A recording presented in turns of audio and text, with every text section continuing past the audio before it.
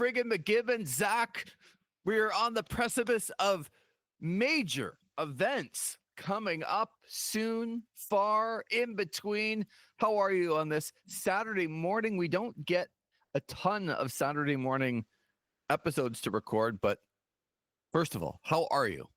I'm doing pretty good, Mr. Versage. Feeling good. It's definitely a little different for us on a Saturday morning, getting ready to record and talk about everything going on in the world of professional wrestling. But I am here. I am ready to go. I'm fired up. There's a lot of topics to talk about.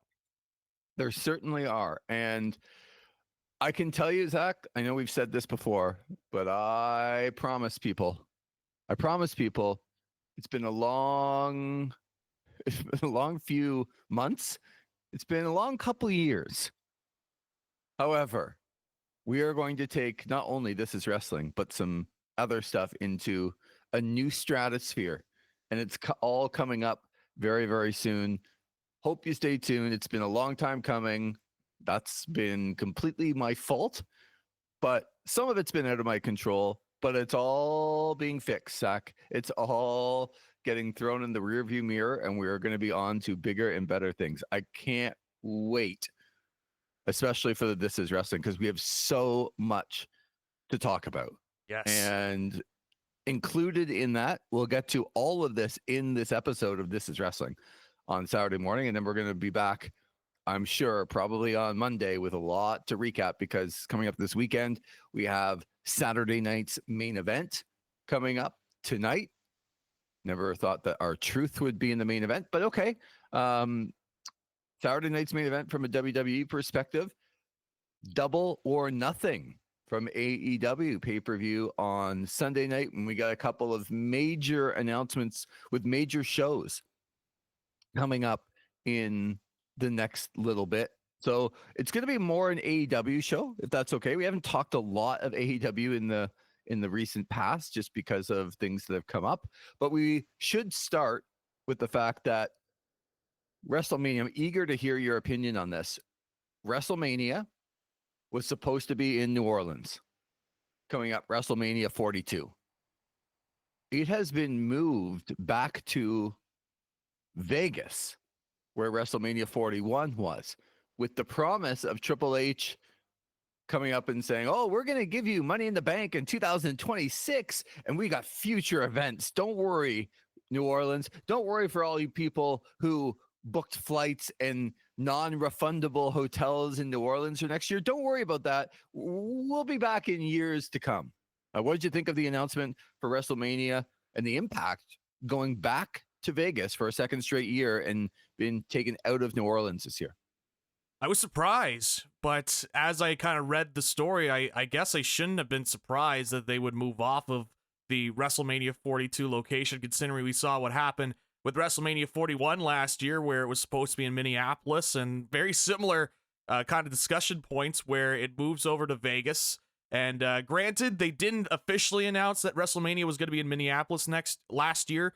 That was something that was kind of teased and reported and rumored, and then eventually it moved off, and it went over to Vegas. We got the announcement of WrestleMania 42 in New Orleans. We had The Rock come out and cut that promo about it, and now it looks like, again, we're going back to Vegas, and it all just kind of goes back to what TKO kind of stands for, and that is, look, whoever's going to bring us the biggest bag of money to bring our show over to you, we will go to that.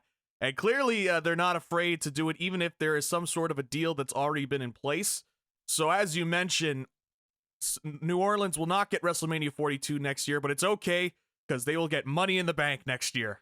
What a consolation event given to New Orleans. One of our biggest shows of course. Of the year, Yes. says Triple H, when it's really probably number 5 of 12. Yeah. I think that's fair. Even if you put it at the very top, it's certainly not ahead of WrestleMania, Royal Rumble, Survivor Series, and SummerSlam. No. So even if you put it ahead of every other show, which this year Elimination Chamber, had The Rock and was at the Dome and had 50,000 people there. Even if you consider Money in the Bank 5th, that is as mid-card as mid-card gets. 5 of 12, 6 of 12, like that's mid-card. Yep. It's like So elevating our truth into your main event, essentially. right, good.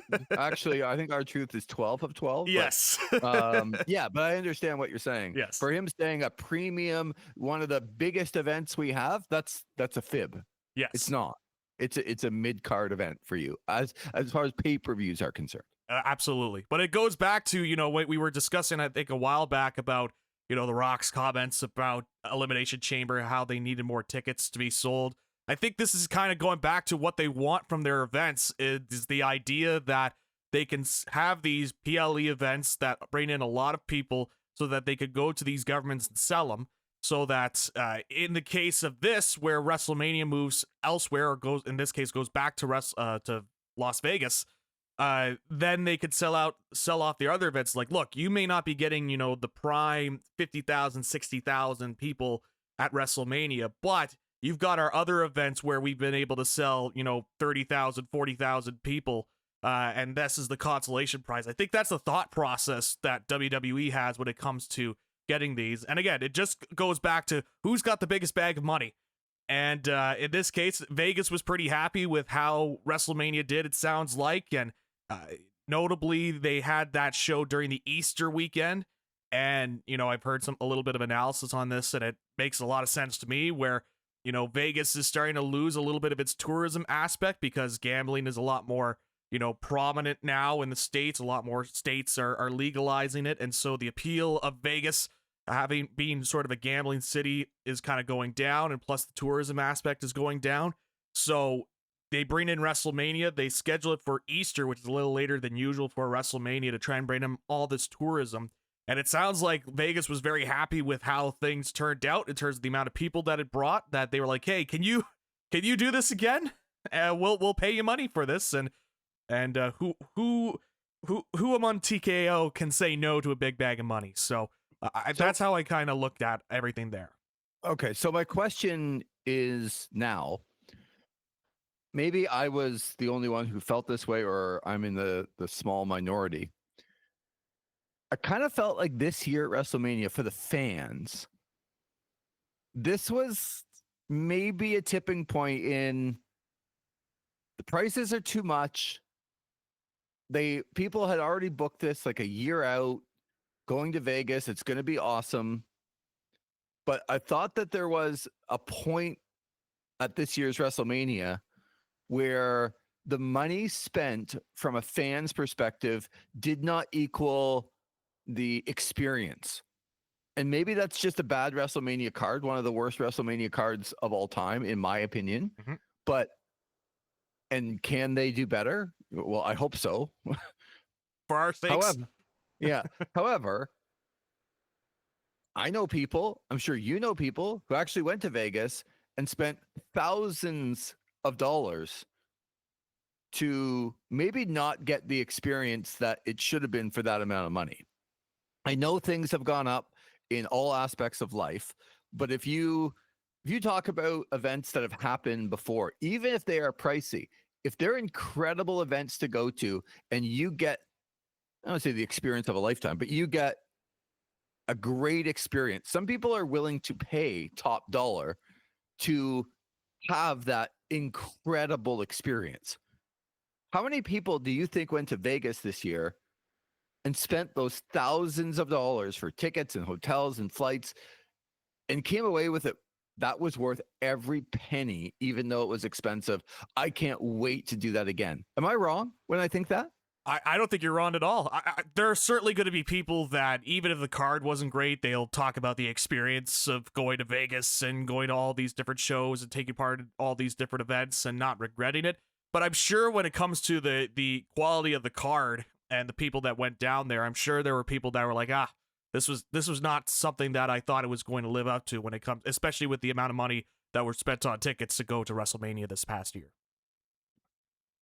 So do you think it will show up?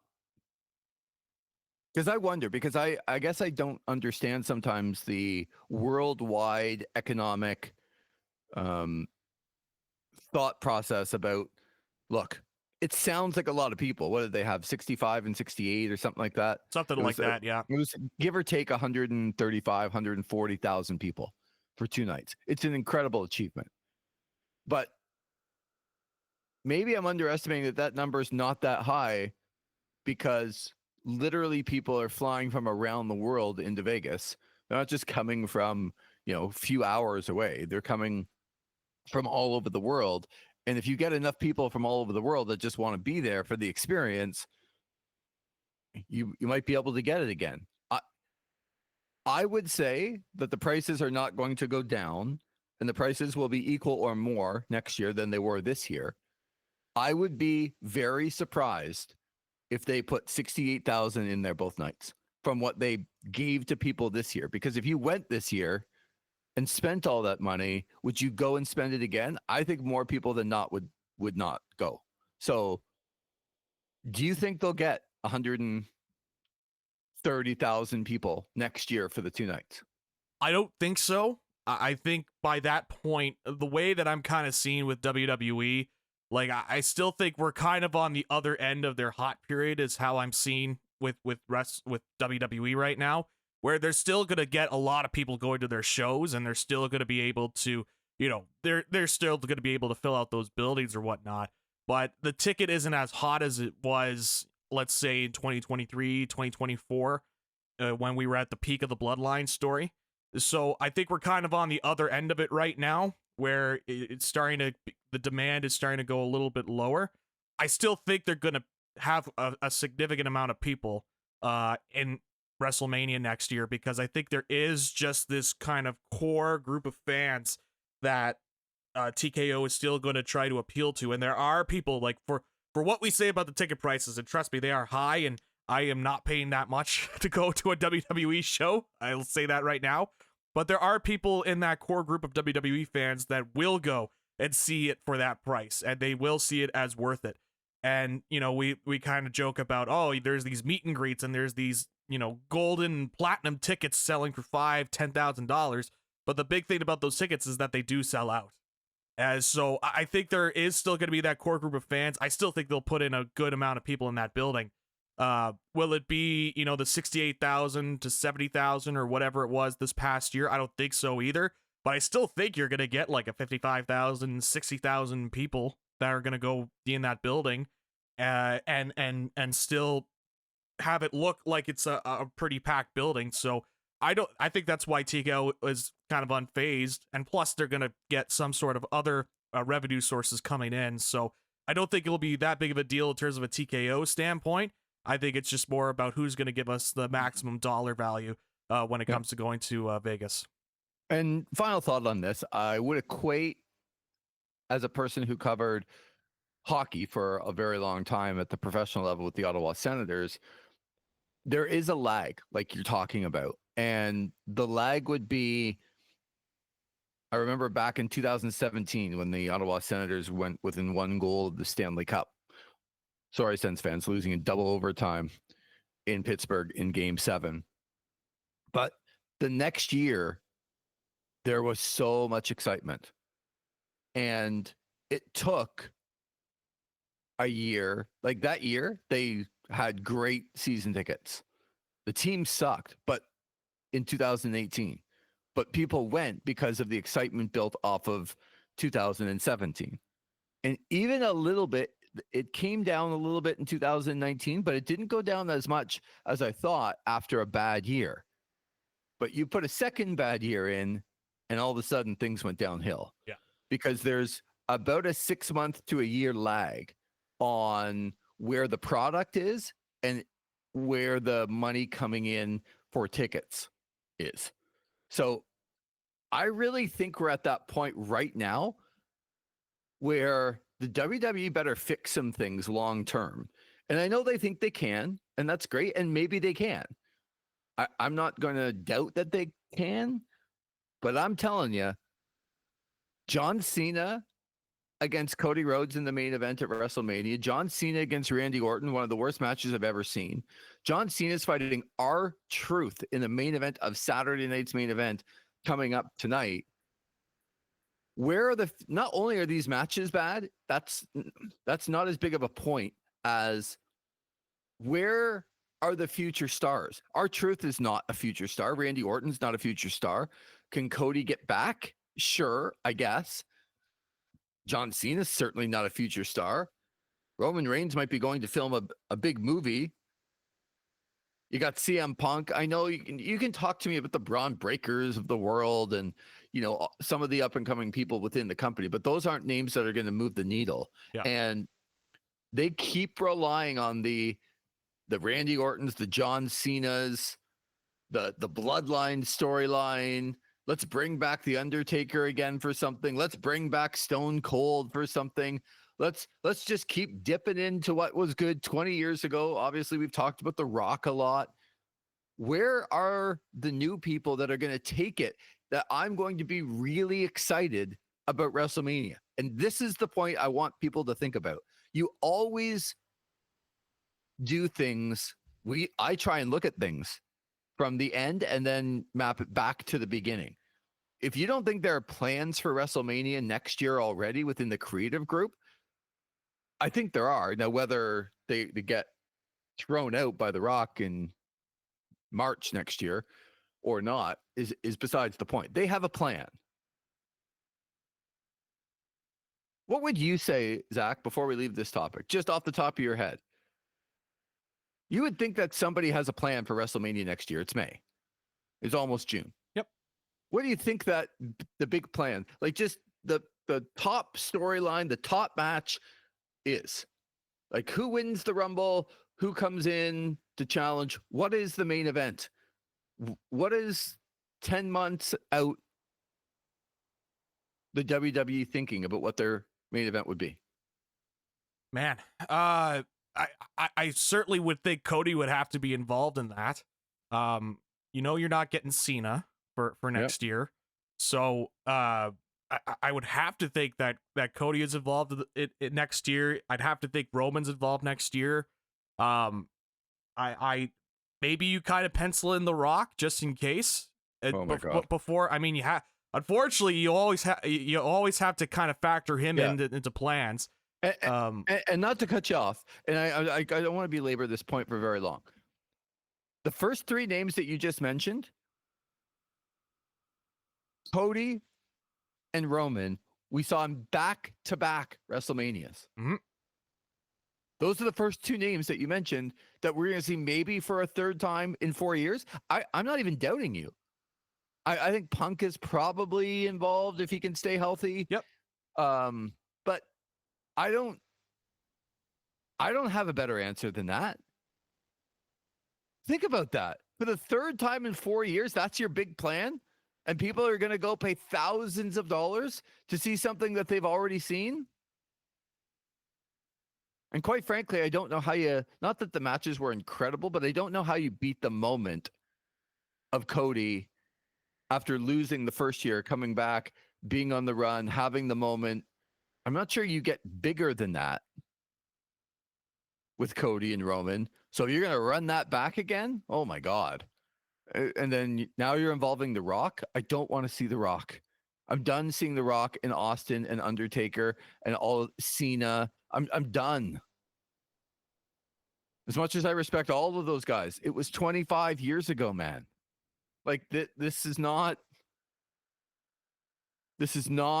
what I think future business is in. So I just think that they're in trouble because the lag of giving us Cena, Orton, Cena, R-Truth, crap matches, the lag is going to be felt next year. Maybe even not at WrestleMania, but I think after that, I think they could be in trouble. That's my only point. I do want to move on because a massive announcement this week, Zach, when it comes to near our area, an AEW All Out Saturday, September 20th in Toronto. Who's excited? Are you excited when you heard that? I'm fired up. It was funny. They shared on social media just like a short little highlight clip of the Ospreay and Omega match from a couple years ago at Forbidden Door. And I remember just having a blast on that trip. That was probably, that was probably one of the best wrestling experiences I've had as a fan. It was just such a great weekend.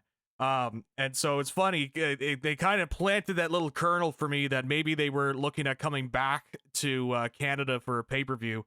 And it's interesting that it's the All Out pay-per-view. All Out being a show that's usually in Chicago over the last couple of years, but we've seen with the attendances, it's funny, we were kind of mentioning with WrestleMania and kind of going back to back with Vegas, how we probably expected to go down this year.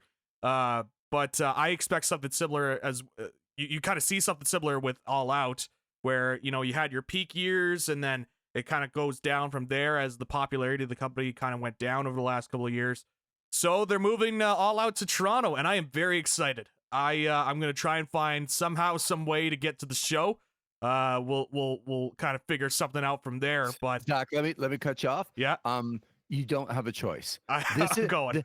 This is wrestling. Yeah. Will be front and center Saturday, September 20th in Toronto. Hell yeah. Here we go. We're going. Okay.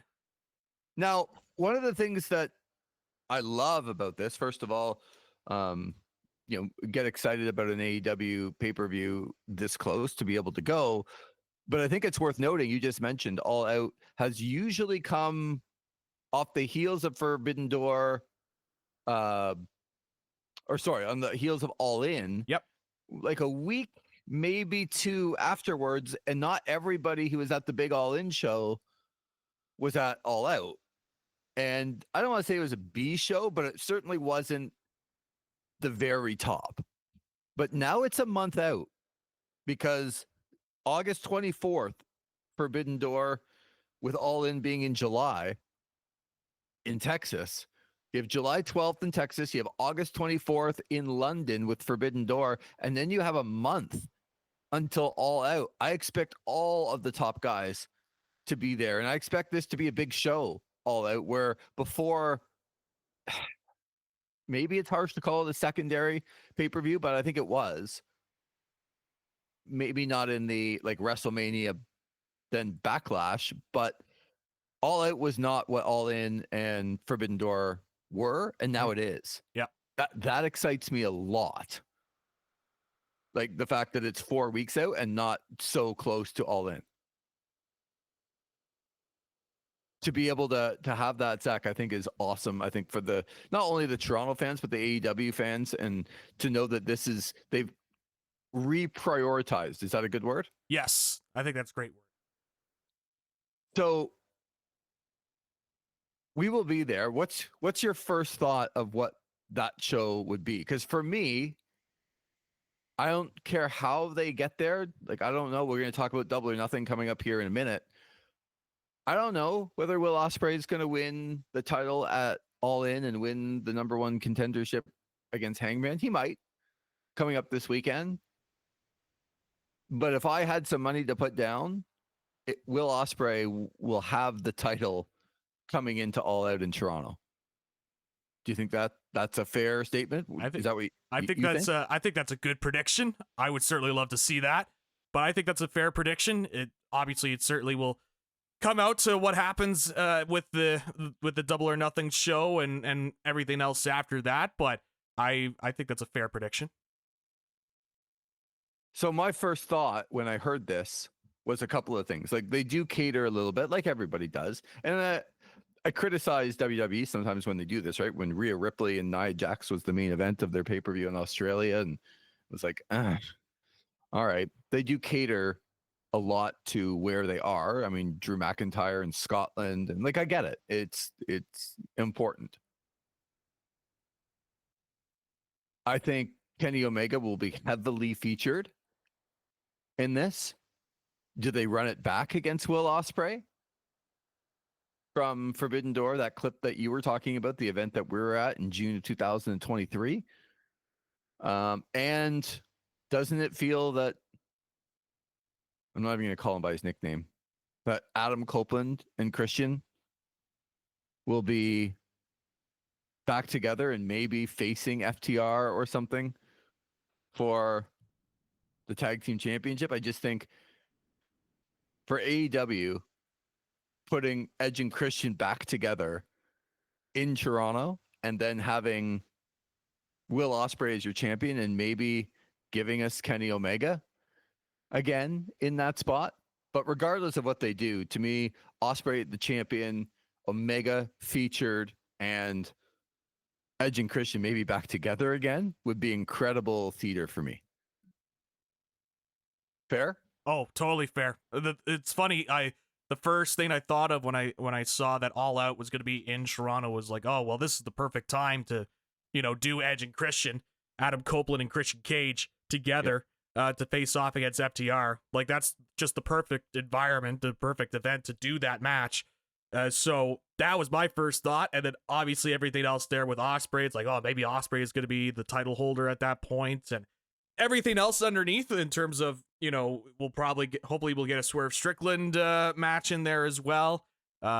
Since we've gotten to see more of his elevation since the last time we got a show pay-per-view event in Toronto. So I'm really looking forward to this. I saw that when I saw that announcement, I was like, well, looks like I know where I'm going to be going on September 20th. Again, Saturday, September 20th. We're kind of awaiting right now, a schedule for other things that might be going on in the area, which I also think would be cool to try and get down for the weekend. And, I wonder if Maple Leaf Pro runs an event at the old Maple Leaf Gardens like they just did with Josh Alexander winning, who also will be, him and Don Callis, I'm sure will be heavily on the show at All Out as well. Mm-hmm. Does Maple Leaf Pro run? Does TNA come back? Like, who knows what will happen that weekend? All of a sudden, it's a weekend that I'm looking forward to very, very much. Speaking of, let's get to Double or Nothing. Zach, pay-per-view coming up for AEW on Sunday night. And I got to tell you, before we even get into the card, I've been critical, and I still will be critical of how AEW Dynamite was laid out this week. I did not like the ending. Yeah. Again. But I just want people, and I can't wait to hear what you have to say about this. I think I know, but I don't know for sure. I'm going to say, given a little bit of recency bias, that if you didn't know anything about professional wrestling, nothing, and we showed you Will Ospreay and Hangman Adam Page cut their promo at the beginning of Dynamite, I'm telling you, if you watch that and you are not interested in watching their match coming up on Sunday, I don't want you as a friend, and you are never going to be interested in professional wrestling. I thought this was one of the very best promos on a go-home show to a pay-per-view to build up to a match that I've ever seen. I literally put it, now again, recency bias, I'm sure there are other ones, but I was like off my couch. And where you can get this from the people who are watching is the crowd alternated chants for Will Ospreay and Hangman Page, because Will Ospreay talked at first, crowd completely cheering Will Ospreay. I'm like, oh, Hangman better be good here, because that was as good as I've heard Ospreay. Hangman gets on the mic, he's better. Then Ospreay comes back on the mic, he's better than that one. This was professional wrestling, Zach, and I think of you when you talk about you don't need a million storylines to have the ability to make people want to watch two people fight. This was an incredible promo to watch both Will Ospreay and Hangman be at their best on the microphone, no physicality, and they sold me. And if you're not a wrestling fan or you're a WWE fan and you watch this promo and you're still not interested, then you'll never be interested. And that's okay, but you never will. I thought this was brilliant. What did you think? I loved it. I echo a lot of what you said there. This is pro wrestling, baby. This is two guys that want it. They're going to have a match so that they could, one is trying to ascend up on the card. The one is trying to redeem themselves from last year. God, I thought this was great. The energy, the passion in the promo, both guys wanting this win. Like it's so simple at its core, but it's so effective. And it's something that I've been screaming about for so long, as you are aware. Sometimes pro wrestling can be super simple sometimes, and this is a case of that. And especially when you have two guys in, Hangman Page and Will Ospreay, who you just know can go out there and deliver, especially in this spot. And it sounds like, based on the promo, they're going to be in the main event of Double or Nothing this Sunday. All of this kind of coming together. I loved this promo. I thought this was tremendous. This is what we call a money promo there, Lee, where people kind of watch like, all right, I got to put my money down and buy this pay-per-view because I got to see how this is going to turn out in the end. And I thought it was just so good. It's pro wrestling, baby. And I love me some pro wrestling, Lee. Well, Zach, the only bad thing about this promo is I had Zach McGibbon's voice in my head saying, "That's pro wrestling, baby. That's pro wrestling. That's how you sell a match." Yeah. Dare I say, this is wrestling, Lee. Yeah. This is wrestling, folks. And again, just a masterclass in how to build from two guys who don't have a title and are not wrestling for a title. And they're going to be the main event. And there is not a championship in the land of not just AEW, but the World Professional Wrestling, 1 million championships that are out there. Yep. And this is something that is not for a title. And I can't wait for it. It's easily the most exciting thing on the card. Let's go through the card here. And I'll start with the AEW Women's World Championship match. It's Timeless Toni Storm going up against Mina Shirakawa, who pinned Toni Storm a couple of weeks ago. And Zach, the odds say that Timeless Toni Storm is going to retain. In fact, right now, the latest, she is such a heavy favorite that you almost can't put money on her, which is crazy to me. I don't know if it's that big, but what do you think about the build in Timeless Toni Storm against Mina Shirakawa? Yeah, in terms of the build, it's funny. I've been kind of critical of having the Mariah May stuff, and I was not as big of a fan of the story as I think others were as we were kind of leading into this. But now we're kind of seeing Timeless Toni Storm on her own with this character outside of the Mariah May storyline, and doesn't feel as hot to me. I don't know about you.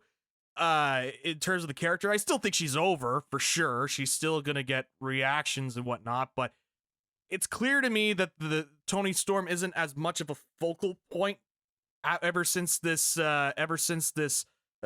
feud with Mariah May has ended. Now, obviously, they're kind of going back and they're trying to tie it back a little bit with Mina Shirakawa stuff and whatnot. So they're still trying to grasp onto it a little bit. But having said all of that, I still feel like Timeless Toni Storm is going to retain the belt here. I think this will be a good showcase for Mina Shirakawa. Now officially a member of the AEW roster and kind of being rewarded for that here with this title match. But I got Timeless Toni Storm retaining. I think she's going to continue to be the women's champion heading into All In. Was that kind of I was wrong? You were right, Lee? Mariah May and Timeless Toni Storm were a lot better than I gave it credit for. Is that what you said there? I was trying to. I don't know. I don't know if I would go that far. I could acknowledge that it was that the fans really liked it, and it certainly had brought a little bit of heat. Doesn't mean I have to like the storyline, but no. But you are acknowledging that once that storyline has ended and they've gone on to a new storyline, the new storyline isn't as good. It's true. Okay. I don't know if maybe not as good, maybe not as hot. How about that? Folks, that is as close to an apology that you will hear from Zach friggin' McGibbon. But he's right when he says this build-up is not as good, and it's not as good as what Mariah May brought. And if you think Toni Storm is going into All In not in a prominent position because Mina Shirakawa beat her, you were probably not correct. I'm also picking Timeless Toni Storm. And I heard a critique. I didn't think about it, but our super fan, Ben Sublier, told me, how many times did they cut to Tony Storm during the Mina Shirakawa Julia Hart match, which was actually a pretty good match on Dynamite, but they cut to Tony Storm like a million times. And I kind of thought the same thing, but it's like I didn't really acknowledge it. And then he brought it up. I'm like, yeah, they did.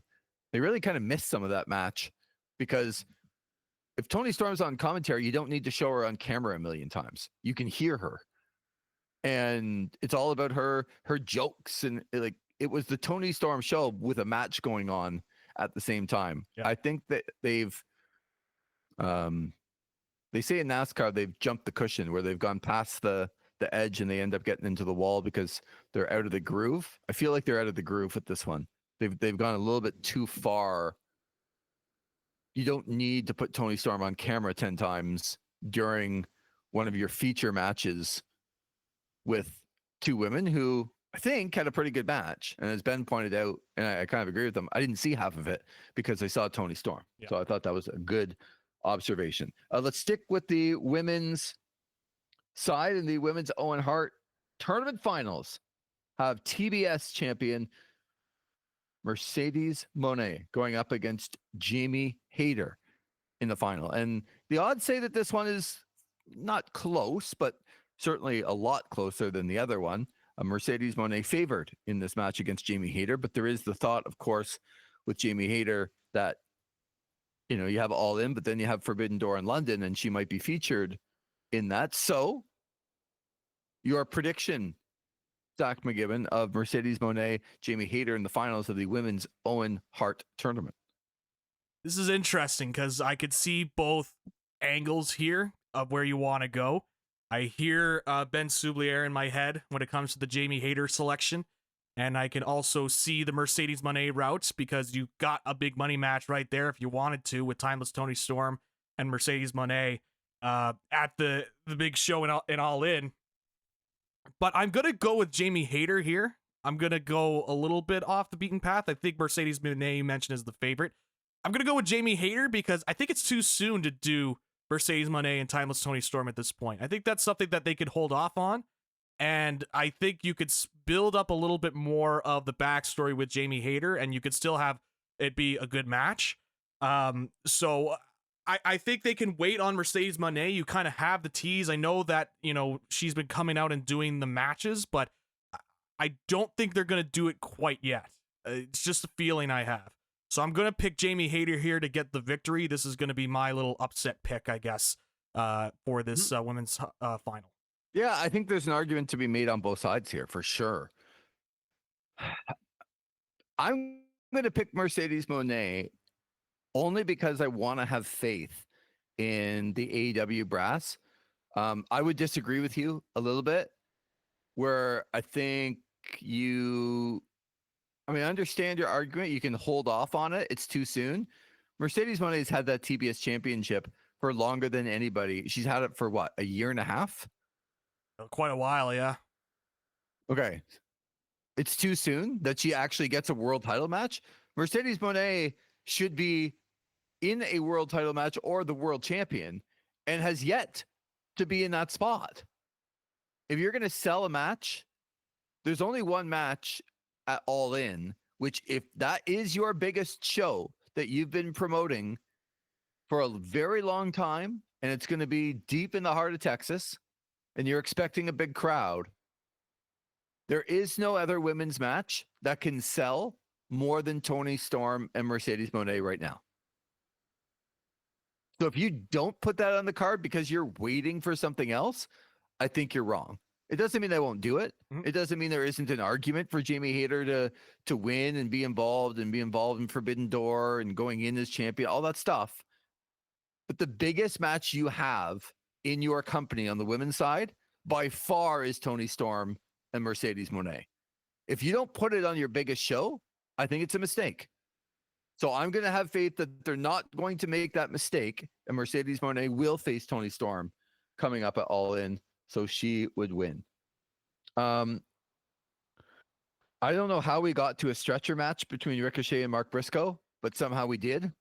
And there is almost zero chance to me that Mark Briscoe is winning this, but I would like to hear if you think something different. I don't have any sort of alternative take on this one. No, I'm gonna pick Ricochet here to win. I don't love the stipulation of a stretcher match. If we're gonna have this match, I'd much rather it be a one-on-one. I think I've been higher up on Ricochet than you have. I think his heel gimmick has started to really take hold, and I think he's kind of found something as a character. Just kind of being this obnoxious heel that you kind of want to see somebody smack the taste out of. So I know we had the Zach Gowen stuff the last little bit. I'm sure you were absolutely in love with that dude. That wasn't WWE stuff at all. Beating up on the one-legged man. Trying to put the figure 4 on a guy who doesn't have a leg and being confused by it. And that's funny. I had no time for this. And I just don't have any. He's got go home heat for me. When he comes on, I don't want to watch him. Really? Yeah. I don't know. I don't have that feeling with Ricochet. I got the opposite. I think it's a good heel. Yeah. Good heel Zach character. Gowen, Ricochet, match of the year. Well, I'm not saying that's a match of the year or anything like that. The whole point of the match was to really, put over how much of a heel, how much of a bad dude Ricochet is, that he's beating up on this one-legged man. Is it a little bit of a tired format or whatnot? Yeah. But I get what they're doing there, but I think Ricochet's been solid in the heel role. So I wouldn't have booked this match in terms of a stretcher match. I would have much rather this be a one-on-one between these two and these guys go out and have a great match. But I got Ricochet here winning. Who knows? Maybe they surprise. These two are talented enough where they can make it work, but I'm not a big fan of the stretcher match stipulation. FTR are going to face Daniel Garcia and back in the ring, Nigel McGuinness in this match. But your guy, Stokely, now managing FTR. You must be happy about this. I don't see any way that Nigel McGuinness and Daniel Garcia are going to win this match. It feels like let's get Nigel back in the ring and test him back out again in a pretty safe environment in a tag team match. If I would say that Daniel Garcia takes the pin here almost assuredly for me. You protect Nigel, FTR gets the win, and you get Nigel back into the ring and protected a little bit. So that's kind of how I see this one going. You? Yeah, I think I'm pretty similar on that as well. I'm glad to see Stokely Hathaway being involved. You know me, Lee, I've always said that I think that's a really talented guy that should be in a prominent spot as a manager. I think he's a very strong manager. And having them in there with FTR, which, by the way, this heel FTR stuff has just been awesome. I really love heel FTR. I'm glad they finally kind of turned them a while back, and we're seeing it more. They've really built the story more on Collision than they have on Dynamite. But they've really come to the forefront on those collisions for this storyline and really building them up. So I'm really excited for this match. I'm interested to see how Nigel will do here and fare. You could also kind of plant the seed a little bit, because I've been saying for a while, it may not be this year, it might be next year, but I am still confident that Bryan Danielson will somehow find a way back into the ring in AEW. And you could plant the seeds here. Daniel Garcia had the big feud with Danielson a while back. Still remember that Dynamite in Toronto where everybody thought that Garcia was going to go with Danielson, but ultimately goes with Jericho. So you could kind of plant that a little bit further out if you wanted to, obviously with the Nigel McGuinness connection as well. But FTR is going to get the victory here in this tag team match. Another tag team match that on paper, and this is where I think AEW gets in trouble sometimes with their shows and building. Like, if you told me that Adam Cole, Kyle O'Reilly, and Roderick Strong were going to face Takeshita Fletcher and Josh Alexander, I'm like, oh my God, let's go. Like, that is incredible. There is almost no build to this. And I don't feel anything going into this match other than knowing what I think the capabilities are. Well, I know the capabilities on the Callis family side, and I want to believe the capabilities of the Paragon, the group of now Adam Cole, Kyle O'Reilly, and Roderick Strong. I want to believe that their capabilities are still at the top level. But on paper, this match looks incredible. I have no feeling from the build to this match, which I think AEW has made a mistake with this. They have not done this properly. But we do get these 6 going up against each other coming up on Sunday. Yeah, I think with the build of other matches, I think you could get away with a match like this, where I agree with you, it's not the strongest build going in, but you can get away with something where, like, on paper, it's like, wow, this looks really, really good. So I think that's okay from that standpoint.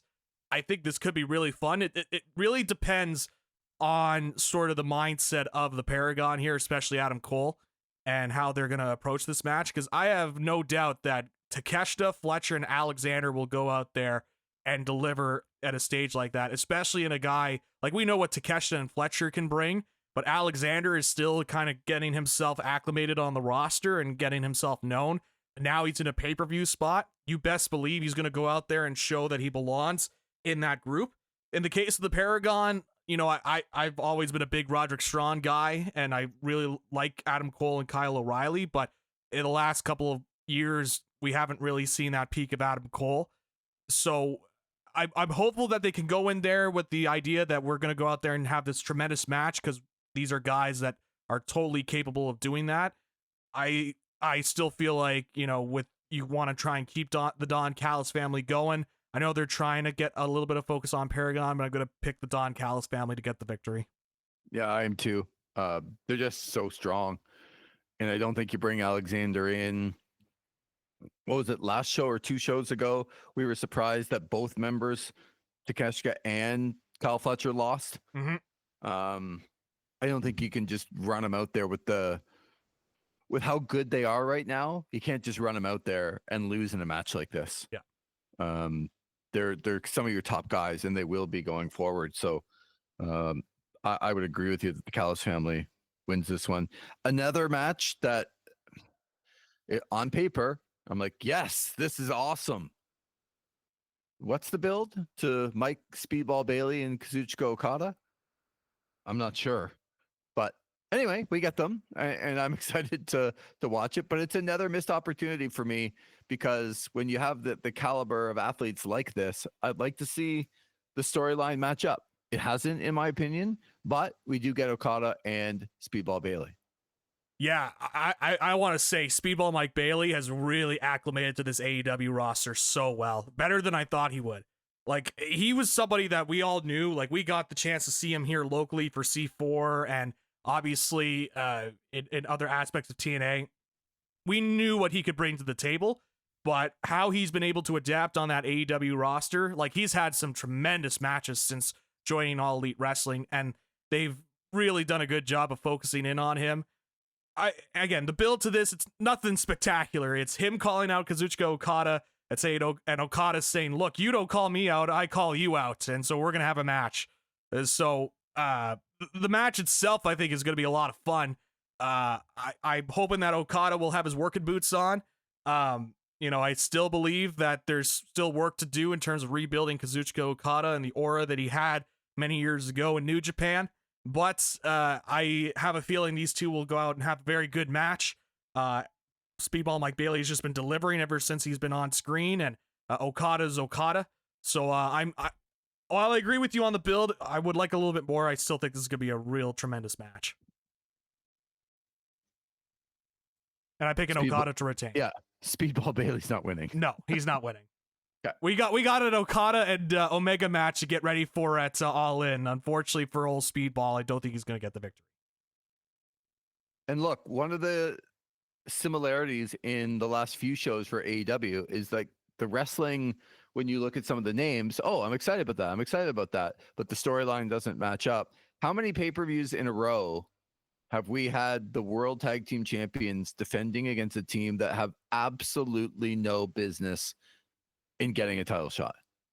How dare you disrespect the Ring of Honor Tag Team Champions like that, the Sons of Texas? Yeah, well, first of all, if they're the Ring of Honor Tag Team Champions, it'd be nice to have watched on television who they've beat.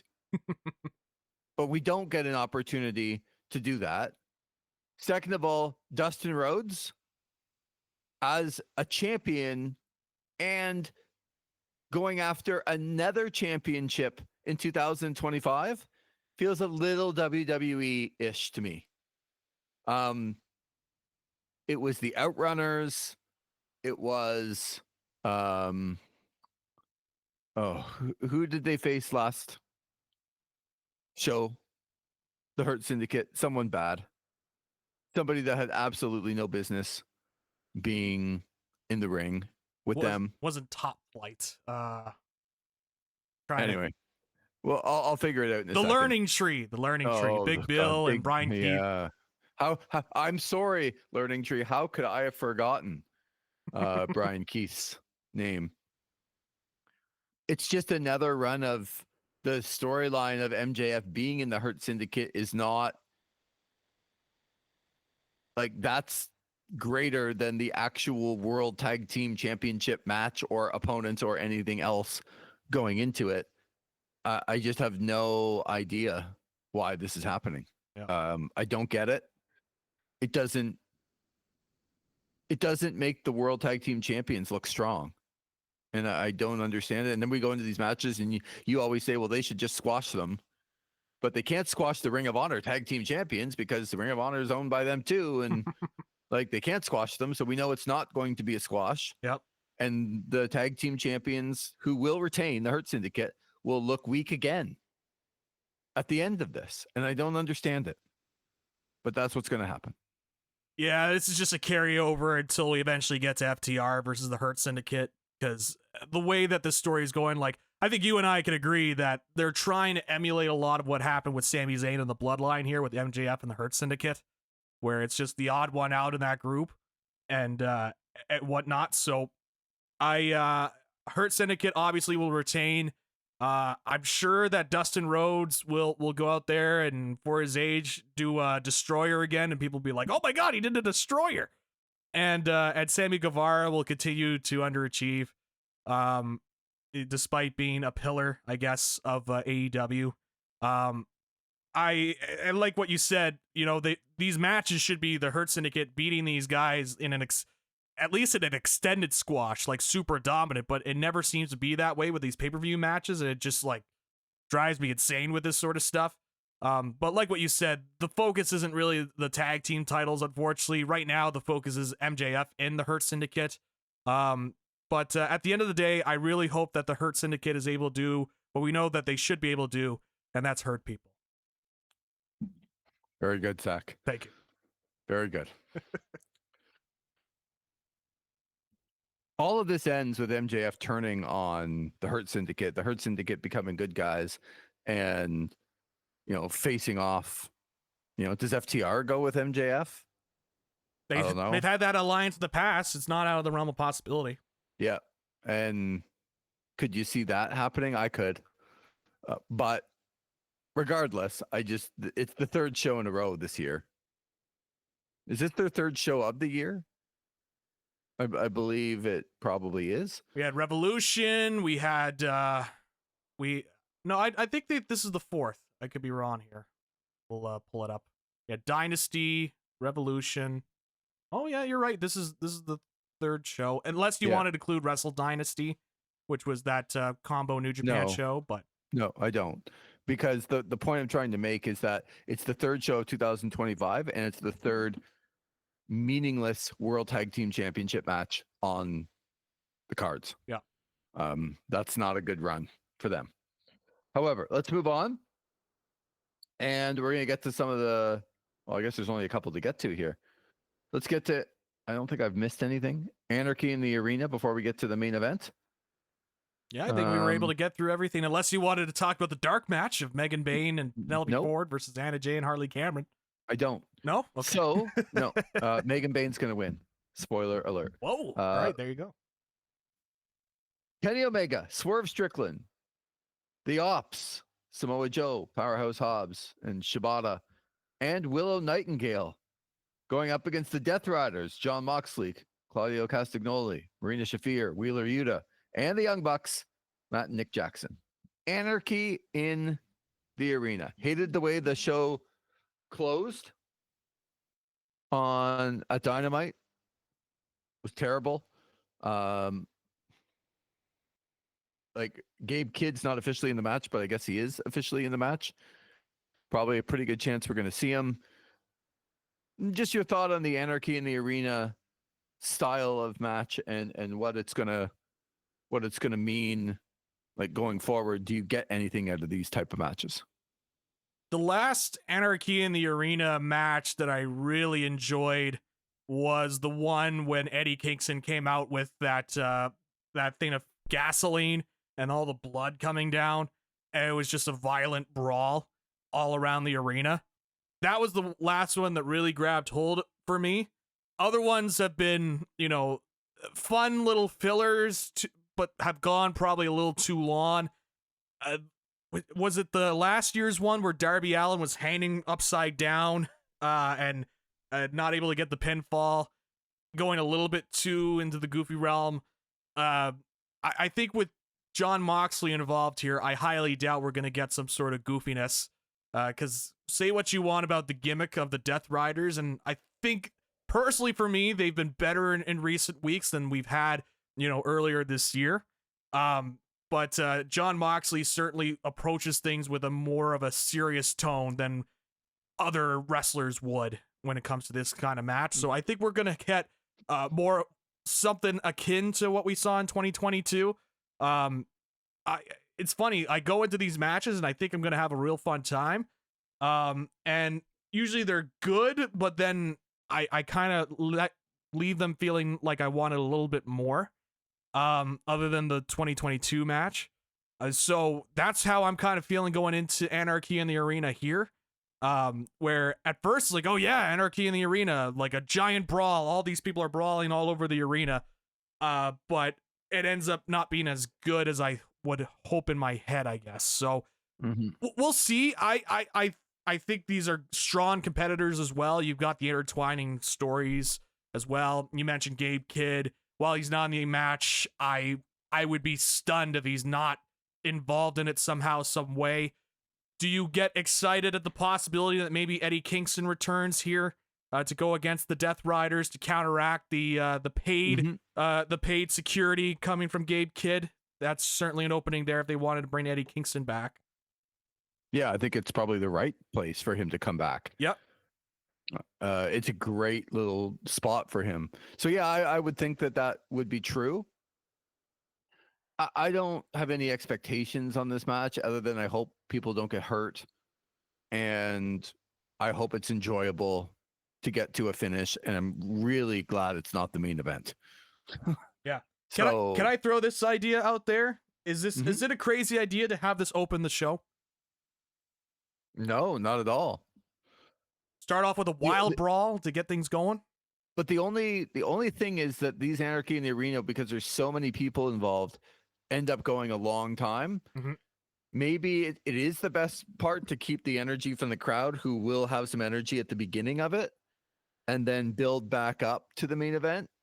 Yeah, to your point, I hope they don't do this second last and there's this long 40-minute match and a bit of a lull before we get into the main event of one that I'm really looking forward to. So the good thing about, and not to get into the main event, but the good thing about Will Ospreay for me is I don't really care if there's a 40-minute lull or not. I'm excited to watch that guy wrestle.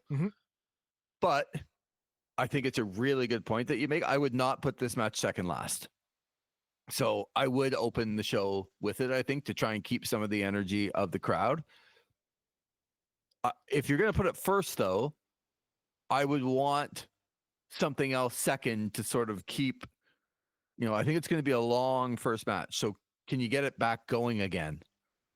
I would try and think about what would be second in that. And maybe it's the trios match and get, the speed of Fletcher and Takeshita and hopefully the Paragon matches it. And, the speed of that, maybe if Okada's got his working boots on, as you said, him and Mike Bailey can be that second match and get the energy and keep it. So the middle of the card to me is where the lull is going to be with some of these matches, Mhm. with the Hurt Syndicate, with some of the other ones that we've been through that just don't quite have the cachet here.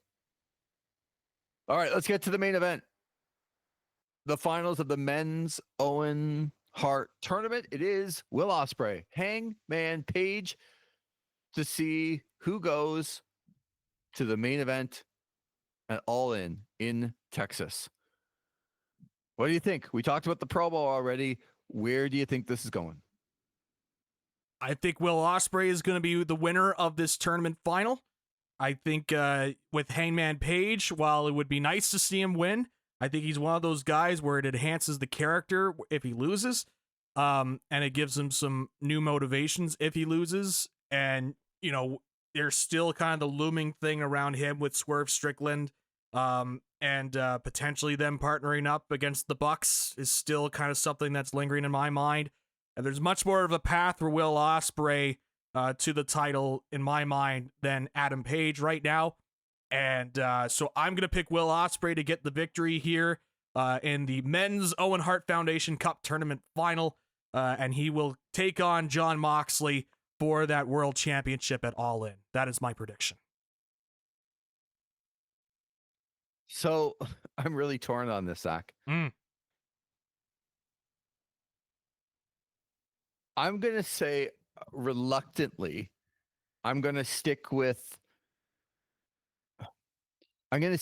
my philosophy of before of put your best performers in the spot of being the person. So like if All In is your biggest show, is Will Ospreay your biggest star right now? If he is, I think he is. I would put him there. So I would have Will Ospreay win. What I'm going to do right now is lay out a path for Hangman Page to win this, and you tell me what you think. Okay. They talked in that promo, Will Ospreay did, about if I lose, I'm going to be there for you because I'm still going to be your friend. I would hope that you would do the same for me.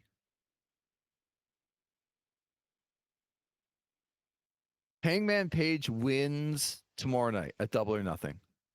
He goes on against Jon Moxley to be the person, the AEW original, to finally bring that belt, the gold belt, back into the company like they mentioned in the promo. And I know Hangman Page isn't from Texas, but Cowboy Bleep is pretty synonymous with the state of Texas. Yes. So a cowboy winning the title back at their biggest show and him being an AEW original to be the guy to do it, to bring that back. He goes on to win that title against Jon Moxley, but he looks like he's down and out. He looks like he's going to be overrun by the Death Riders. It looks like the fairy tale story of Hangman Page coming back to bring that gold belt back to the company and getting to see it again is over until Will Ospreay helps Hangman Page at All In win that belt. And then standing back in the ring at the end of All In is Hangman Page with the belt with his friend Will Ospreay, who will get that title opportunity at Forbidden Door in London. And Hangman Page would be a 1-month champion, and he'll always be the guy that brought that belt back to the company of AEW. I don't think he needs to be a long-standing champion. I think they can go into this with Will Ospreay in Forbidden Door in London as the challenger and to end up winning that title in London as opposed to retaining that title in London, I think is an even bigger storyline down the line. That contradicts what I just said about Mercedes Moné and your biggest star. I get that. And I don't think you should push down your biggest star into a later show. But if your later show is the next show in a month and it's 30 minutes from his house, and you can have Will Ospreay be able to sit there and say, I helped bring that gold belt back to the company. Now I'm going to take it for myself. I think Hangman can always be the guy who brought the belt back to AEW and got rid of the Death Riders and finally got the belt out of the briefcase and be the AEW original that did it. I think that's a big notch on his mantle, even if he's a 1 month champion. Do you like this scenario? I think that's an intriguing scenario.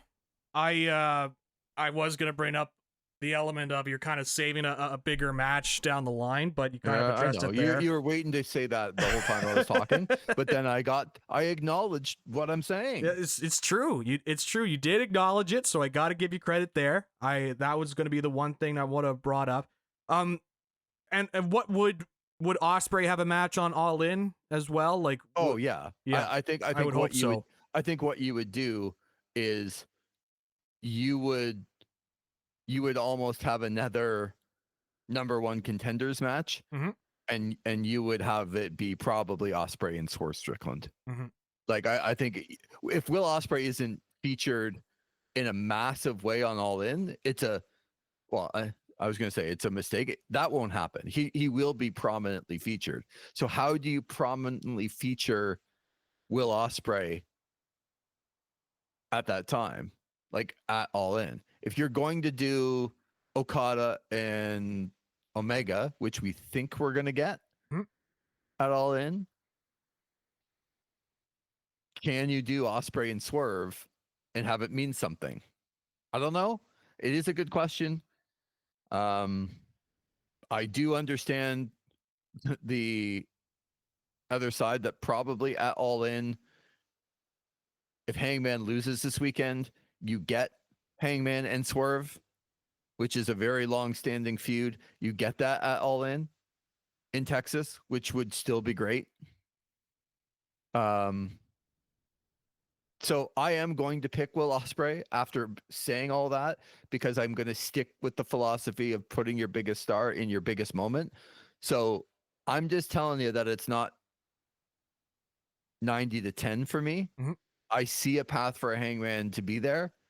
I think it's a well laid out story of having Will Ospreay be prominently featured at All In, but having an AEW original bring the belt back, and then having Will Ospreay be the challenger going into his hometown, I think brings more excitement to that rather than him being the champion. I'm really torn on this because it's hard for me to get away from the philosophy I told you about in the first place, but I can't also get away from, I think Ospreay should be the challenger going into Forbidden Door and winning it in 30 minutes from his house. I really do. So, Zach, what am I going to do? I've changed my mind here 3 times because I'm working, as I usually do on this show. I work myself into a shoot because everything makes sense for Will Ospreay to win this match. But you know what, Zach? I'm going to pick Hangman. All right, here we go. Switching it up. I'm going to pick Hangman, and I'm going to try to convince myself that this is the right path for Hangman to win in Texas and for him to be a 1 month champion. And then you have Will Ospreay winning it in London, which I think is a big deal. So I also think you can get past the disappointment of Will Ospreay leading up to this, always wanting to be the guy and being disappointed he doesn't get a chance to be the guy. And him and Hangman have this. So don't worry, I'm going to get it done. Well, are you going to get it done? Yeah, no, don't worry. Like I told you, I'm going to get it done. And they're kind of friends. And then Ospreay ends up helping him out to win the title, wanting the shot. And Hangman, like I said, I think, as you said, he always is the guy that sometimes benefits from losing more than others because his character is strong. But in this scenario, I still have him losing the title in a month. Yep. And I still think his character is strong. So it's a bit of a pick on the outside, and I'll kick myself on Monday when my whole philosophy was right about putting your biggest star in your biggest moment. Because in my head, I know that that's probably going to happen, but I am going to pick with my heart here. And I'm going to pick Hangman because I want Will Ospreay to win the title as the challenger going into Forbidden Door. I said we were going to get to Saturday night's main event. John Cena is going to be our truth. That's all you really need to know. Yeah, that's the big one. Jey Uso versus Logan Paul is also on this card. Yeah. Can't see Logan Paul winning. No. I would love it if he did. Quick shout out, by the way, to Darby Allin, who got to the top of Mount Everest. Yes. In the last week and is on his descent down and had the AEW flag. I didn't realize that JBL was on that trip. Is he really? I don't know if he was climbing up Everest, but no, no. Maybe I just saw a picture with the two of them. Okay, I stand to be corrected on that. But regardless, Darby Allin putting the AEW flag out there, and JBL he climbed on he had climbed to the top of Colorado's Rocky Mountains. And helping Darby Allin at some point. I believe so. I'm searching it up right now to try and find a solution. Okay. Regardless, let's focus on Darby Allin here. Yes. Getting to the top of Mount Everest is a hell of an achievement. Putting the AEW flag out there, he did a kick flip with his skateboard, which he brought up to the top of Mount Everest. Yeah. Which is crazy to do the highest kick flip in history. Hell of an achievement for Darby Allin. And when he gets back, I do think that they're going to push him quite heavily, as you have mentioned earlier on this program. It's just not going to be soon, as he's still, making his way down and will be a few months recovery from that. So I don't think it'll be the fall till we see Darby Allin, but pretty cool achievement. Oh, for sure. For sure. Coming down is also going to be a little bit of a challenge as well, coming down from Mount Everest, but to be able to reach the peak, put up the flag, as you mentioned. I'm searching right now, by the way. So JBL did climb Everest a while back. He put up the WWE flag, but he didn't reach the peak. I think he reached the halfway point or something like that. He reached a summit, but I don't think it was the summit like Darby did. So maybe it was just giving him credit for doing it and showing a picture himself. I think that's what that was about. I think it was just giving him some props. And that's a big achievement. But I do believe that Darby's going to get a big push coming out of it. I mean, the guy put the company flag on the top of the biggest mountain, the literal biggest mountain in the world. Yeah. I would be stunned if TK would come back. It's like, all right, you're going to be working top flight on the undercard now that you're coming back or something like that, right? Like, it's like, that's not how it's going to work there. He'll probably be back in the Moxley feud somehow, some way. Will Moxley still be the champion after All In? And in order to set up the Darby Allin stuff, is that something still kind of lurking around? No. Not even a thought? No. I agree with you. John Moxley's losing the title at All In. The fact that he's held it this long, and the way that he's retained. And by the way, I don't want to end the show on a downer here, but when you have a steel cage match, the idea of having a steel cage match is to keep out interference and not allow somebody to come down and just shove a briefcase through a massive gap in the steel cage, as Gabe Kidd did to help John Moxley beat Samoa Joe. I find details like that really disappointing. A steel cage match is to keep others out, and you just have a massive gap in the cage so anyone can come down and hand somebody anything. And that's the whole thing. And don't let me get started because I'm at the end of a show and I'm tired. But when you have a steel cage match and it's interference after interference after interference in a match that's designed to keep out interference, I think that is so dumb. And the people that do this are like, yeah, we're not going to have anybody climb the cage or actually have to do something cool to get involved in interference. We're just going to come down and slide this briefcase through a massive hole in the cage. Just idiotic booking to me in a main event. Idiotic. And so it's details like that I cannot stand. And I'm sorry to end the show on a downer, but I hated it. As a shout out to Tanner Ryle, the big Star Wars fan. I mean, there was also, you had the Death Star, the giant Death Star, but there was Oh my God. there was the flaw in the Death Star. There's this hole that the rebels had to go through to put in and destroy the Death Star from within. So look, you got to look at it from that aspect. You got to look at it from a Star Wars aspect, that just because there's this giant Death Star that's supposed to be impenetrable, there is a design flaw in there that allows it to be destroyed. That's how the rebels were able to win in episode 4 of A New Hope.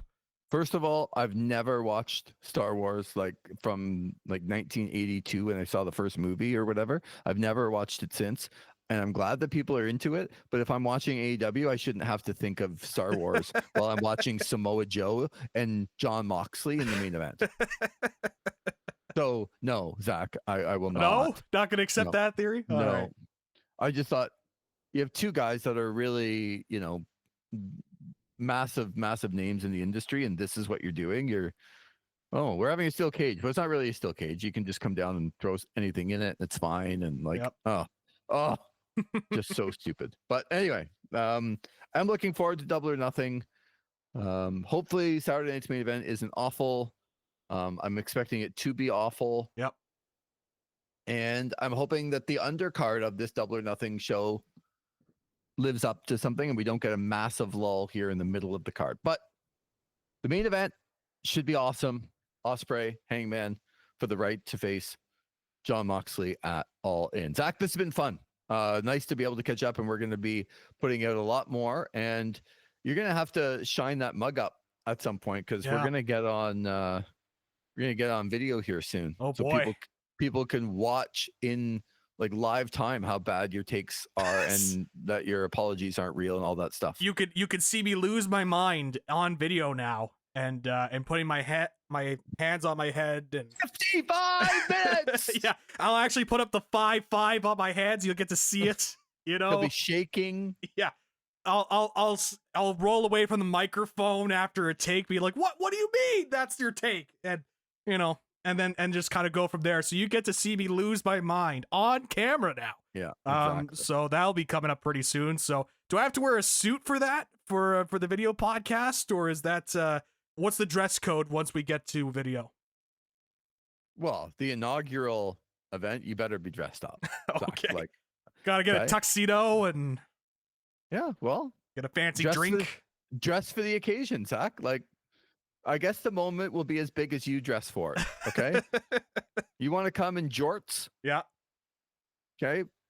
If that's how big of a moment you think it is, then come in jorts. Will I have to dress up like you did when the soon-to-be King Charles showed up in Ottawa, and he actually acknowledged you as he was walking through downtown Ottawa? And I don't want to brag, but I did have a news reporter from Ottawa call me a couple of weeks ago to get my take on being knighted and being called dashing by the then Prince, now King Charles. Yes. Yeah, I still can't believe it's hilarious that Charles came up to you and saw you in your sweatpants and your Dallas Cowboys t-shirt No, Dallas Cowboys camouflage hoodie. Oh, right, of course. Yeah, very dressed up. Yes. With the flip-flops on as well. Yeah, for the Prince and Camilla, for very dressed up. Yeah. And he came over to me and called me dashing. Now, he didn't actually knight me, but I feel like it was a knighting of sorts. Yes. With him calling me dashing, shaking my hand, and acknowledging me, which it's about time. Now, there's no doubt about it that propelled him to the heights of being the king that he is today. So, coming back is fun. I had a reporter call me about that. I did not know that. That's hilarious. Yeah. Well, is it though? Prominent figure to prominent figure. Of course. Okay? Sir Lee Versage on the loose here. Dashing Sir Lee Versage. Oh. Yes. Take that, Cody Rhodes. It's a very wrestling name. Dashing Sir Lee Versage. Yes. There you go. From Charles. Looking forward to catching up probably on Monday and recapping a busy weekend. Can't wait for all the shows coming up, and can't wait for where we're going with This Is Wrestling, bigger and better. So for Zach McGibbon, I'm Lee Versage. Thanks again for listening to another edition of This Is Wrestling.